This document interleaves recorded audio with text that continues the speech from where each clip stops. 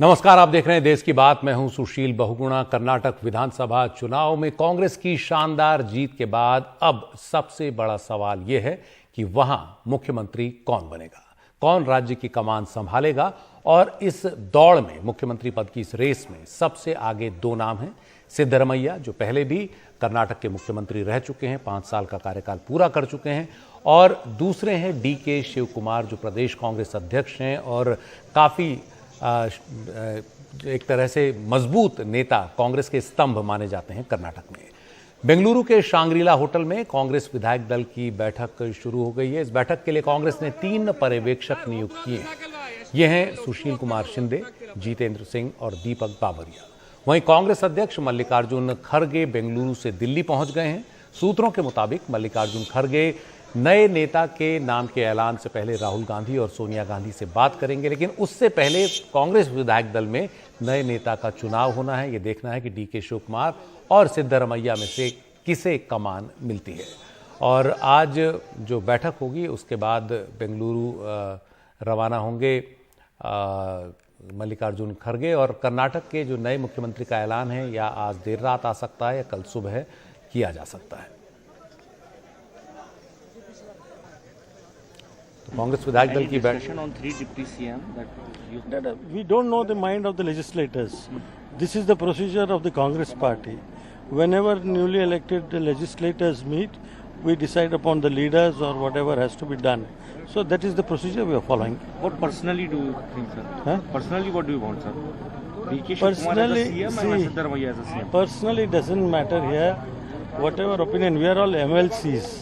So we have been called for the meeting, so we have So come. Jairam Ramesh has tweeted that the decision will come in 3 to 4 days later. Why do you think there is a delay? Is there an issue going on? I don't know about it. I Is there don't a know. reason why? I don't know about it. I don't know. DK. Why you are raising this? We need DK Shiv Kumar as CM.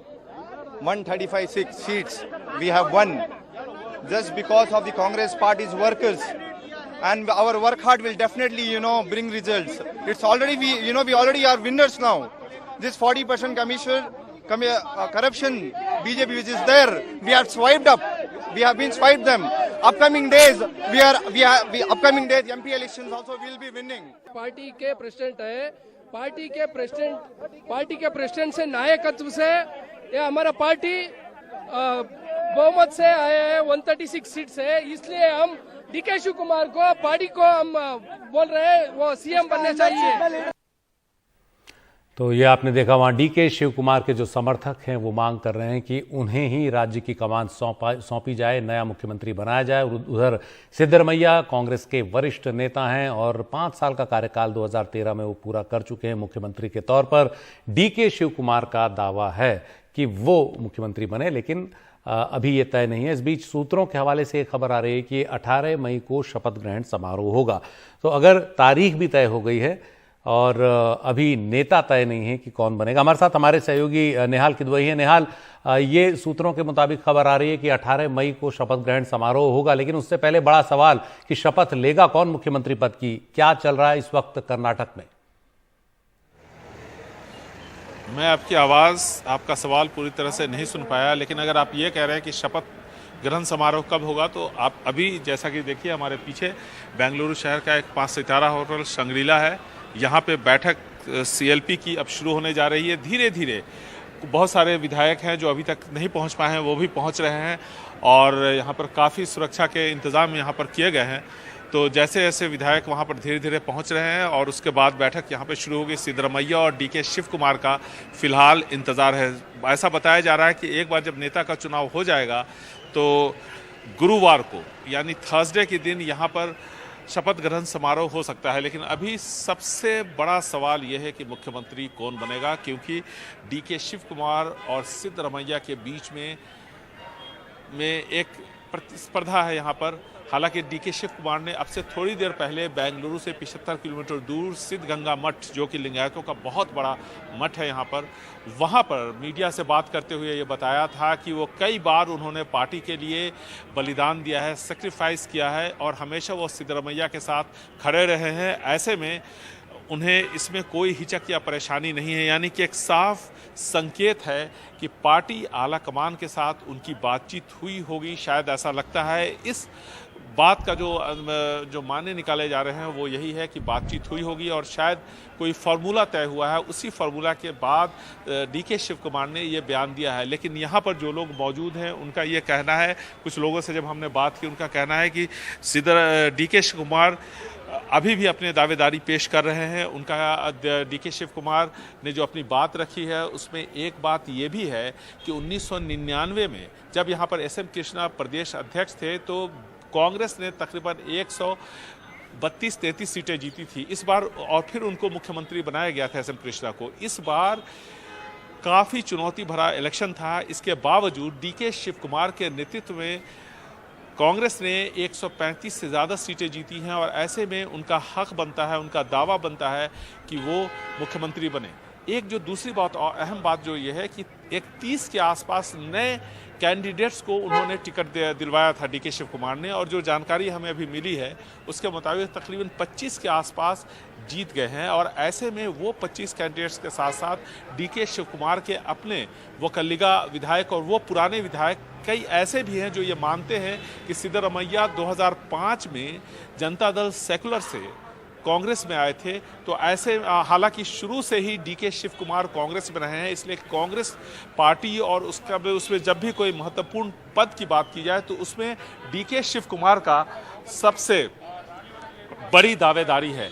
लेकिन अब देखना है कि जब सिद्धरमैया अभी सबसे आगे चल रहे हैं, बहुत बड़े नेता है, मास लीडर है, और सिद्धरमैया ने जिस तरह से अहिंदा का जो आंदोलन यहाँ पे चलाया, यानी अल्पसंख्यकों साथ ही साथ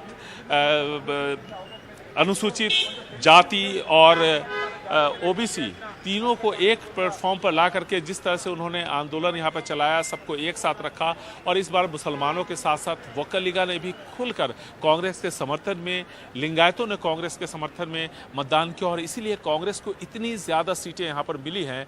तो ये उनकी एक बहुत बड़ी पहचान बन गई है, पकड़ बन गई है। हालांकि ये जो अहिंदा आंदोलन है ये 1972 में शुरू हुआ था, तब के मुख्यमंत्री देवराज अरस ने इसको यहाँ पर शुरू किया था और उनको काफ़ी सफलता मिली थी जब उन्होंने ये एक्सपेरिमेंट किया। तीनों ही यानी ओबीसी, SC, ST और साथ ही साथ अल्पसंख्यकों को एक प्लेटफॉर्म पर लाकर अहिंदा के नाम से शुरू किया यहाँ पर, तो उनकी पार्टी को बड़ी जीत मिली और वो 5 सालों तक यहाँ मुख्यमंत्री रहे। और इसी आंदोलन को सिद्धरमैया ने यहाँ पर आगे बढ़ाया है और उसका नतीजा यहाँ देखने को ये मिला कि कई सारे फैक्टर होते हैं जब कोई पार्टी जीतती है, लेकिन उसमें एक फैक्टर अहिंदा भी है, यानी सभी जातियों को एक साथ एक प्लेटफॉर्म पर लाना और उसको नेतृत्व देना। इसलिए सिद्धरमैया की भी अपनी दावेदारी है, लेकिन जो कांग्रेस लेजिस्लेटर पार्टी के जो नेता हैं, जितने भी विधायक चुन के आए हैं, वो तय करेंगे कि अगला मुख्यमंत्री कौन होगा।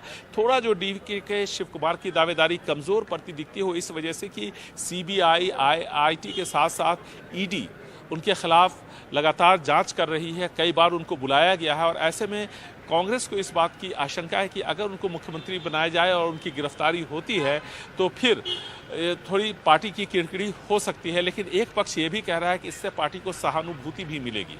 तो दोनों पक्ष हैं, दोनों पक्ष के दावे हैं, और इन्हीं दावों की वजह से डीके शिव कुमार अब भी इस रेस में बने हुए हैं, लेकिन सिद्धरमैया की दावेदारी मजबूत मानी जा रही है। निहाल, बैठक शुरू होने वाली है कांग्रेस विधायक दल की। क्या आज उम्मीद है कि विधायक दल की बैठक में किसी नए नेता का जो नाम है वो तय हो जाए? हालांकि ऐलान तो कांग्रेस आला कमान ही करेगा। मल्लिकार्जुन खड़गे कह रहे हैं कि आला कमान से बात करके तय करेंगे। हालांकि अब कांग्रेस के आला कमान वो एक तरह से औपचारिक तौर पर खुद ही हैं, लेकिन सोनिया गांधी और राहुल गांधी से बात करने के बाद ही ऐलान होगा। लेकिन क्या उससे पहले की प्रक्रिया आज पूरी होने की संभावना आपको दिख रही है, क्योंकि अब शाम तो घिर ही चुकी है? देखिए, जिस तरह से यहाँ पर एक एक करके विधायक जमा हो रहे हैं, तो कोशिश ये हो रही है कि सभी विधायकों का ओपिनियन लिया जाए और कितने विधायक किसके साथ है ये सब कुछ तय हो जाए यहाँ पर, और उसके बाद शायद इस बात की कोशिश होगी कि किसी एक नाम पर सहमति बनाई जाए और फिर वो पार्टी आला कमान तक पहुँचाया जाए। हालांकि जैसा कि आपने कहा, आला कमान खुद मल्लिकार्जुन खड़गे हैं, लेकिन गांधी परिवार तक उस बात को पहुँचाई जाएगी और फिर मल्लिकार्जुन खड़गे, राहुल गांधी, सोनिया गांधी, प्रियंका गांधी सब मिल करके जब उस पर मुहर लगाएंगे उसके बाद ही यहाँ पर इसका निर्णय होगा कि कौन अगला मुख्यमंत्री, यानी उसके नाम की जो घोषणा है उसके बाद ही होगी। हालांकि इस बात की पूरी कोशिश यहाँ पर की जा रही है, जो जानकारी हमें दी गई है कि किसी एक नाम पर यहाँ पर सहमति बन जाए, ताकि सहमति बनने के बाद एक नाम दिल्ली को भेजा जा सके, मल्लिकार्जुन खड़गे को दिया जा सके, ताकि मल्लिकार्जुन खड़गे उस पर चर्चा करके पार्टी के दूसरे वरिष्ठ नेताओं से चर्चा करके उस नाम का ऐलान कर सके। जी निहाल, इस बीच दिल्ली से ये खबर जो है आ रही है कि 18 मई को शपथ ग्रहण समारोह होगा, सूत्र ऐसा बता रहे हैं। और इस शपथ ग्रहण समारोह में कांग्रेस के तमाम बड़े नेता सोनिया, राहुल, प्रियंका तो शामिल होंगे ही, समान विचारधारा वाले दलों के नेताओं को भी निमंत्रण दिया जाएगा। तो ये दिल्ली से खबर आ रही है सूत्रों के हवाले से। 18 तारीख अभी दूर है, इसका मतलब है कि कुछ अभी और भी है जो बाकी तय होना बाकी है। शुक्रिया निहाल बहुत बहुत इस जानकारी के लिए। तो आपको जो दोनों बड़े नेता हैं एस सिद्धरमैया और डीके शिव कुमार, इनके बारे में और जानकारी देते हैं। जैसा हमारे सहयोगी निहाल किदवई भी बता रहे थे कि सिद्धरमैया जो हैं वो कर्नाटक की वरुणा सीट से जो है वरुणा सीट उनका गढ़ रही है। 2013 से 2018 तक वो कर्नाटक के मुख्यमंत्री रहे हैं और बीते 3 दशक में वो दूसरे मुख्यमंत्री हैं जिन्होंने अपना कार्यकाल पूरा किया है। उनसे पहले एसएम कृष्णा ही अपना 5 साल का कार्यकाल पूरा कर पाए थे बीते 3 दशक में। 2 बार कर्नाटक के उप मुख्यमंत्री रहे हैं सिद्धरमैया। कुरुबा गौड़ा समाज से आते हैं जो ओबीसी समुदाय है। 1983 में पहली बार चामुंडेश्वरी से वो विधायक बने। पहली बार जो विधायक बने तो भारतीय लोकदल से बने। बाद में जनता पार्टी और जनता दल एस में भी वो रहे और अंत में कांग्रेस में आए और कांग्रेस में फिर एक के बाद एक ऊंचाई चढ़ते रहे। उप मुख्यमंत्री बने और उसके बाद मुख्यमंत्री बने। अब एक बार फिर देखना है कि वो मुख्यमंत्री बनते हैं या नहीं। उनका नाम आगे है डीके शिव कुमार के साथ। डीके शिव कुमार जो प्रदेश कांग्रेस अध्यक्ष हैं, कर्नाटक के बड़े ही जुझारू नेता माने जाते हैं। विपक्ष में रहने के दौरान उन्होंने जिस तरह से कर्नाटक में कांग्रेस को बिल्कुल बुलंदियों पर रखा, लगातार उसके अंदर जो जुझारूपन है पार्टी में वो एक तरह से डीके शिव कुमार की वजह से भी लगातार बना रहा। 2 बार कर्नाटक की सरकार में मंत्री रह चुके हैं, 7 बार विधायक रहे हैं। कांग्रेस के संकट मोचक के तौर पर जाने जाते हैं। छात्र नेता के तौर पर राजनीति में आए। वोक्कालिगा समुदाय से आते हैं और काफ़ी वोक्कालिगा जो विधायक हैं उनका समर्थन उन्हें हासिल है। कनकपुरा से 2008, 2013 और 2018 में जीते। 1989 में पहली बार सतनूर से विधायक बने और 4 बार सतनूर से विधायक रहे हैं। तो उनका दावा भी काफ़ी मजबूत है मुख्यमंत्री पद की इस दौड़ में। लेकिन उससे पहले वो कह चुके हैं सिद्धरमैया के साथ उनके कोई मतभेद नहीं है, लेकिन साथ ही वो गिना रहे हैं कि उन्होंने पार्टी के लिए कई कुर्बानियां दी हैं। तो 2 ही नाम हैं जिनमें से किसी एक का चुनाव होना है। कांग्रेस विधायक दल की बैठक शुरू होने वाली है। सभी विधायक एक कर वहां पहुंच रहे हैं। डीके शिव कुमार भी और सिद्धरमैया भी पहुंच रहे हैं और देखना है कि किसका नाम निकलकर सामने आता है कांग्रेस विधायक दल की बैठक में। और 3 जो ऑब्जर्वर हैं कांग्रेस ने वहां भेजे हैं जिनकी अगुवाई कर रहे हैं सुशील कुमार शिंदे जो कांग्रेस के वरिष्ठ नेता हैं। तो ये दिलचस्प है कर्नाटक में देखना कि किसे कमान मिलती है, कांग्रेस किसे नया नेता चुनती है और उसे कर्नाटक की बागडोर सौंपती है। बड़ी खबर पर हम बने रहेंगे। एक छोटा सा ब्रेक।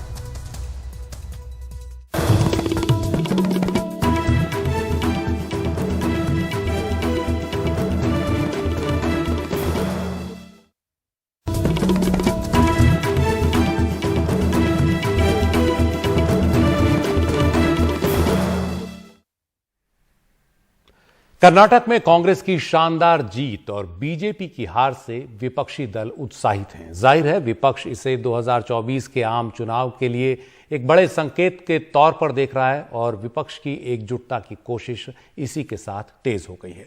इसी कड़ी में आज महाराष्ट्र में एनसीपी के प्रमुख शरद पवार ने महाविकास अघाड़ी के घटक दलों की एक अर्जेंट बैठक बुलाई। इस बैठक में उद्धव ठाकरे, महाराष्ट्र कांग्रेस के अध्यक्ष नाना पटोले और शिवसेना के प्रवक्ता संजय राउत समेत कई बड़े नेता शामिल हुए। पत्रकारों से बातचीत के दौरान एनसीपी के वरिष्ठ नेता जयंत पाटिल ने कहा कि कर्नाटक के नतीजों से हम सब उत्साहित हैं, हमारा आत्मविश्वास बढ़ा है। अब हमारे कार्यकर्ता ज्यादा जोश के साथ जनता के बीच जाएंगे।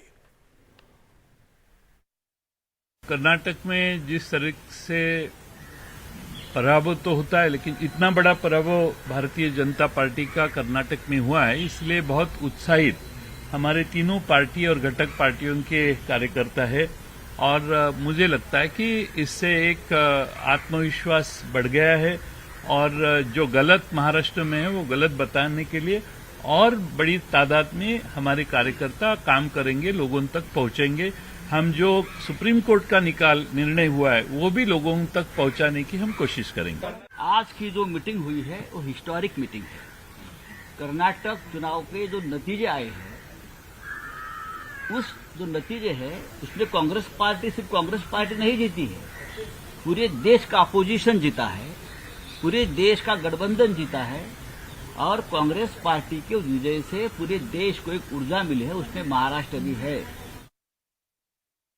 तो महाविकास अघाड़ी की इस अर्जेंट बैठक में क्या और खास हुआ, इस बारे में ज्यादा जानकारी के लिए हमारे साथ हमारे सहयोगी सोहित मिश्रा हैं। सोहित, कर्नाटक की जो जीत है कांग्रेस की, उसे विपक्ष अपनी जीत के तौर पर देख रहा है, लेकिन विपक्ष के सामने बड़ा सवाल यह है कि क्या 2024 के चुनाव से पहले वो एकजुट हो पाएगा? क्या एक सीट पर एक उम्मीदवार की ओर आगे बढ़ेगा और किसके नेतृत्व में चुनाव लड़ेगा? तो तमाम बड़े सवाल अभी हैं और उससे पहले राज्यों के अलग अलग इक्वेशन हैं। 6 और राज्यों में अभी चुनाव होने हैं, विपक्षी दल इन राज्यों में आपस में भिड़े हुए हैं, तो बड़ी मुश्किल रहा है अभी विपक्षी एकता की। लेकिन लगता है कि महाराष्ट्र से कुछ रास्ता अब निकल रहा है, जहां कांग्रेस, शिवसेना, उद्धव ठाकरे और एनसीपी ये कुछ एकजुट होते हुए दिख रहे हैं। इनकी एकजुटता क्या आपको लगता है कि बाकी देश में आगे बढ़ेगी और दलों को प्रेरित करेगी?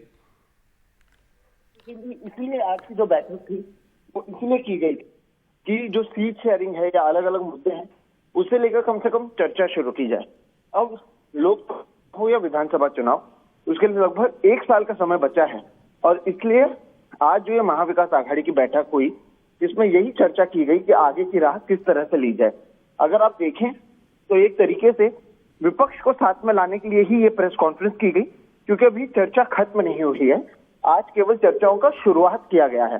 लेकिन इसके बावजूद कोशिश ये है बताने की कि विपक्ष एकजुट है और कहीं ना कहीं जिस तरह से महाराष्ट्र में हमने देखा कि 3 पार्टियां साथ में आकर अगर बीजेपी से लड़ती हैं, वो चाहे कोई भी उपचुनाव हो, तो उसमें उन्हें काफी जगहों पर जीत मिली है। तो यही फॉर्मूला आगे किस तरह ले जाया जाए, इसे लेकर चर्चा की गई। रही बात विपक्षी एकता की, तो चाहे एनसीपी के प्रमुख शरद पवार हों या फिर उद्धव ठाकरे हों, हमने देखा किस तरह से बीच में अरविंद केजरीवाल से उद्धव ठाकरे मिले थे, आज आदित्य ठाकरे जाकर दिल्ली में अरविंद केजरीवाल से मिले, बीच में नीतीश कुमार मुंबई आए थे, या इससे पहले शरद पवार जो अलग अलग नेताओं से मिल रहे हैं। तो इसके जरिए विपक्ष को एकजुट करने की कोशिश इन सभी नेताओं की ओर से की जा रही है और ऐसे में महाराष्ट्र के जरिए या महाविकास आघाड़ी के जरिए देश भर में क्या कुछ किया जा सकता है या किस तरह से विपक्ष को साथ में लाया जा सकता है, इसका एक उदाहरण देने की कोशिश की जा रही है। क्योंकि अगर शिवसेना और कांग्रेस और एनसीपी साथ में आ सकते हैं, जो हमने 2019 में देखा, और उन्हें लगता है कि ये फॉर्मूला उनके लिए फायदेमंद भी रहा है, वो सरकार में आए थे जबकि बीजेपी की सबसे बड़ी पार्टी थी, तो ऐसे में इसे आगे किस तरह से ले जाया जाए वो काफी अहम हो जाता है और इसलिए ये बैठक की गई। और इसके जरिए प्रेस कॉन्फ्रेंस कर, जैसे कि मैंने कहा, आगे बहुत सारी बैठकें होनी हैं, आज केवल शुरुआत हुई है, लेकिन इसके जरिए एक संदेश देने की कोशिश की गई है कि किस तरह से चीजों को आगे ले जाया जाना चाहिए। हालांकि नेतृत्व कौन करेगा, ये एक अहम सवाल है। एक तरफ कांग्रेस है, दूसरी तरफ और पार्टियां हैं, तो वो एक बहुत बड़ा सवाल हो सकता है, लेकिन कम से कम इसकी शुरुआत कहीं ना कहीं महाराष्ट्र में हुई है और महाविकास आघाड़ी के नेता कर रहे हैं। ये आज के कम से कम बैठक से समझा जा सकता है। जी शुक्रिया सोहित। और शरद पवार जिस बड़े कद के नेता हैं, राष्ट्रीय स्तर पर वो एक बड़े भूमिकाएं निभा चुके हैं, इससे पहले भी केंद्र में मंत्री रह चुके हैं और उनका ये कद हो सकता है विपक्ष को एकजुट करने में काफी काम आए। पिछले दिनों जिस तरह से उन्होंने अध्यक्ष पद से इस्तीफा दिया और उनको मान मनुहार के बाद वापस उस फैसले को वापस लेने के लिए कहा गया, वो माने भी, उससे उनका कद एक बार फिर और निखर कर सामने आया और निश्चित ही ऐसा लगता है कि कहीं ना कहीं शरद पवार इस नई ताकत का इस्तेमाल विपक्ष में नया जोश भरने में करेंगे और महाराष्ट्र से जो एकता की कोशिशें हैं वो देश में आगे बढ़ाने की कोशिश करेंगे। नीतीश कुमार अपनी तरफ से पहले ही एक शुरुआत कर चुके हैं और तमाम बड़े नेताओं से मिल रहे हैं। तो देखना काफ़ी दिलचस्प रहेगा। इस साल के अंत में भी कई राज्यों में चुनाव हैं जहां विपक्षी पार्टियां एक दूसरे से लगातार भिड़ी हुई हैं। वहां देखना है किस तरह की एकता सामने आती है और फिर उसके बाद 2024 में वो एकता किस तरफ बढ़ती है। वक्त है एक ब्रेक का।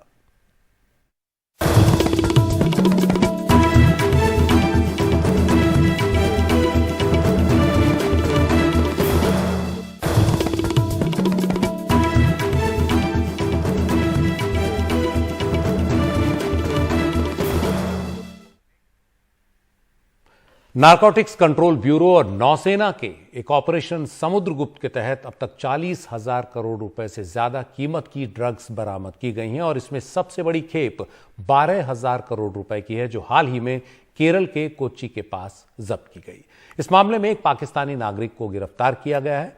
एनसीबी के मुताबिक देश में ड्रग्स की जितनी भी बड़ी खेप आ रही हैं, उनके पीछे पाकिस्तान का ड्रग्स माफिया हाजी सलीम है, जो पाकिस्तानी खुफिया एजेंसी ISI को ड्रग्स तस्करी का पैसा देता है।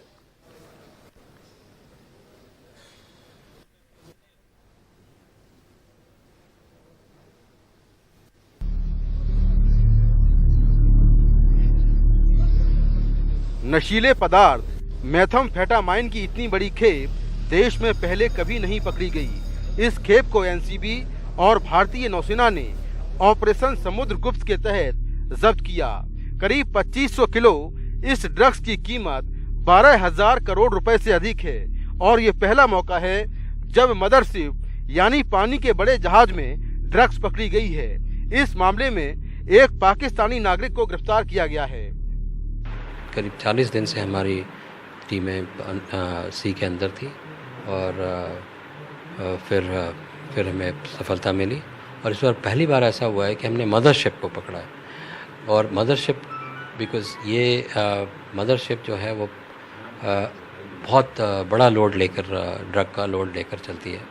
तो करीब 2 टन 3 टन 4 टन ड्रग निकलता है। तो इसमें इसलिए हमें बहुत बड़ी सफलता मिली है और 2.5 टन के करीब हमने ड्रग सीज की। ऑपरेशन समुद्रगुप्त जनवरी 2022 में शुरू किया गया था। इसके तहत हिंद महासागर से आने वाली छोटी नौकाओं और मदरशिप की निगरानी शुरू हुई। ऑपरेशन समुद्रगुप्त में अब तक लगभग 3200 किलो मेथाम्फेटामाइन, 500 किलो हेरोइन और 529 किलो हशीश जब्त की गई है। इसकी कुल कीमत 40,000 करोड़ रुपए से ज्यादा है। ये ड्रग्स अफगानिस्तान, पाकिस्तान और ईरान से सटे हुए कुछ खास इलाकों से आती है, जिसे डेथ क्रिसेंट कहा जाता है। एनसीबी के इनपुट पर श्रीलंका और मालदीव्स में भी इस ड्रग्स की बड़ी खेपें पकड़ी जा चुकी हैं। एनसीबी के मुताबिक पूरे देश में नशीले पदार्थों की जितनी भी खेप पकड़ी जा रही हैं, उनके पीछे है पाकिस्तान के कराची में बैठा सबसे बड़ा ड्रग्स तस्कर हाजी सलीम। सूत्रों के मुताबिक हाजी दाऊद का करीबी है और ड्रग्स तस्करी का पैसा पाकिस्तानी खुफिया एजेंसी ISI को पहुंचाता है। वो सैटेलाइट फोन का इस्तेमाल करता है और कड़ी सुरक्षा में रहता है। हमने एक्यूज पकड़ा है। उनके स्टेटमेंट में उनका ये कहना है कि ये माल हाजी सलीम की तरफ से आया है। हाजी सलीम का सर क्या कौन है सर? ये क्या ISI के लिए काम करता है क्या? हाजी सलीम मैंने जैसा बताया कि वो सबसे बड़ा सिंडिकेट रनर है और क्राइम प्रोसीड्स का कुछ पैसा इन लोगों का ISI को फंड करने में इस्तेमाल होता है। हाजी सलीम के ड्रग्स के पैकेट पर कोड वर्ड लिखे होते हैं, जिनमें 777, 999, 555 और उड़ते घोड़े का साइन है। सुरक्षा एजेंसियों की माने तो हाजी सलीम पाकिस्तान में दाऊद इब्राहिम और ISI के बीच की कड़ी है। वो नशे का सबसे बड़ा सौदागर है। अब जो पाकिस्तानी नागरिक पकड़ा गया है, उससे पूछताछ के बाद हाजी सलीम और उसके सिंडिकेट के बारे में जानकारी ली जा रही है। नई दिल्ली से कैमरामैन मोहम्मद मुर्सलीन के साथ मैं मुकेश सिंह सेंगर, NDTV इंडिया। कर्नाटक को नया मुख्यमंत्री मिलने वाला है। उधर कर्नाटक के जो डीजीपी हैं वो सीबीआई में चले गए हैं। प्रवीण सूद कर्नाटक के डीजीपी सीबीआई के नए डायरेक्टर होंगे। 1986 बैच के आईपीएस अधिकारी हैं प्रवीण सूद और कर्नाटक में पुलिस प्रमुख का ओहदा संभाल रहे थे। उनके सिलेक्शन के लिए 3 सीनियर आईपीएस अधिकारियों को शॉर्टलिस्ट किया गया था सीबीआई के निदेशक पद के लिए। और कल दिल्ली में कुछ स्तरीय बैठक हुई जिसमें प्रधानमंत्री, देश के चीफ जस्टिस और लोकसभा में विपक्ष के नेता शामिल थे और इसी बैठक में प्रवीण सूद के नाम पर मुहर लगी। 1986 बैच के आईपीएस अफसर प्रवीण सूद को सीबीआई का नया डायरेक्टर नियुक्त कर दिया गया है। प्रवीण सूद फिलहाल कर्नाटक के डीजीपी हैं। वो इससे पहले मैसूर के पुलिस कमिश्नर भी रह चुके हैं। इसके अलावा कर्नाटक पुलिस में अलग अलग पदों पर वो तैनात रह चुके हैं। सेंट्रल डेपुटेशन पर भी उनकी कई साल तक तैनाती रही है। उन्हें कई अवार्ड मिले हैं, कई सम्मान मिले हैं और वो एक ईमानदार छवि के पुलिस अफसर माने जाते हैं। प्रवीण सूद मूल रूप से हिमाचल प्रदेश के रहने वाले हैं और उन्होंने दिल्ली आईआईटी से पढ़ाई की है। फिलहाल वो 25 मई को अपना पदभार ग्रहण करेंगे। उनके सामने सबसे बड़ी चुनौती जो है वो बड़े केसों को डील करना होगा, जिसमें दिल्ली आबकारी पॉलिसी का केस है। इसके अलावा आईआरसीटी स्कैम है और ज़मीन के नौकरी के बदले ज़मीन घोटाला है। तो इस तरह के जो बड़े बड़े केस हैं जो विपक्षी पार्टियों के नेताओं पर दर्ज हैं, उन केसेस को कोर्ट में प्रूव करना होगा। और जो प्रवीण सूद हैं उनका जो कार्यकाल है वो 2 साल रहेगा। तो 25 मई को प्रवीण सूद सीबीआई के डायरेक्टर के तौर पर अपना पदभार ग्रहण करेंगे और उसके बाद इन केसों को अपने अंजाम तक पहुंचाना उनके लिए चुनौती रहेगी। तो सीबीआई के जो नए डायरेक्टर हैं उसके नाम की घोषणा हो चुकी है। दरअसल जो कमेटी थी जिसमें प्रधानमंत्री थे, नेता विपक्ष थे और चीफ जस्टिस ऑफ इंडिया थे, उन्होंने 3 नाम जो है वो सुझाए थे। इनमें एक नाम था ताज हसन का जो दिल्ली पुलिस से हैं, दूसरा नाम था सुधीर सक्सेना का जो कि मध्य प्रदेश के डीजीपी हैं और तीसरा नाम था प्रवीण सूद का। इन 3 नामों में प्रवीण सूद के नाम को चुना गया और अब वो 25 मई को नए सीबीआई डायरेक्टर के तौर पर अपना पदभार ग्रहण करेंगे।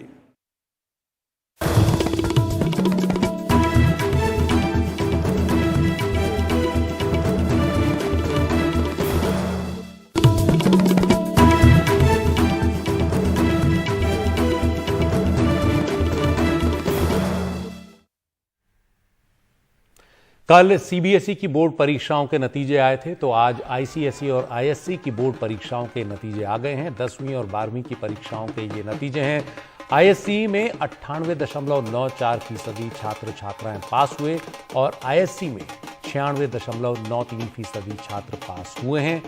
आईएससी यानी 12वीं की परीक्षा में कोलकाता के हेरिटेज स्कूल की मान्या गुप्ता ने टॉप किया है। लेकिन इस मौके पर यह ध्यान रखना जरूरी है कि हम टॉपर्स को ही सिर्फ सेलिब्रेट ना करें, हम उन बच्चों की भी बात करें जिनके अंक उतने ज़्यादा नहीं आए हैं और उनका भी हौसला बढ़ाएं।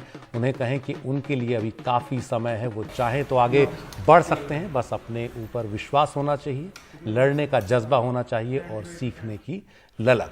मान्या गुप्ता को सुन लेते हैं और बाकी बच्चे भी जिनके नंबर कम आए वो हतोत्साहित ना हों, उनके पास समय है, बहुत कुछ वो अब भी कर सकते हैं। जिंदगी की लड़ाई बहुत बड़ी है, सिर्फ अंकों पर वो निर्भर नहीं। मान्या गुप्ता को सुन लेते हैं, उन्हें हमारी बधाई और सबकी बधाई।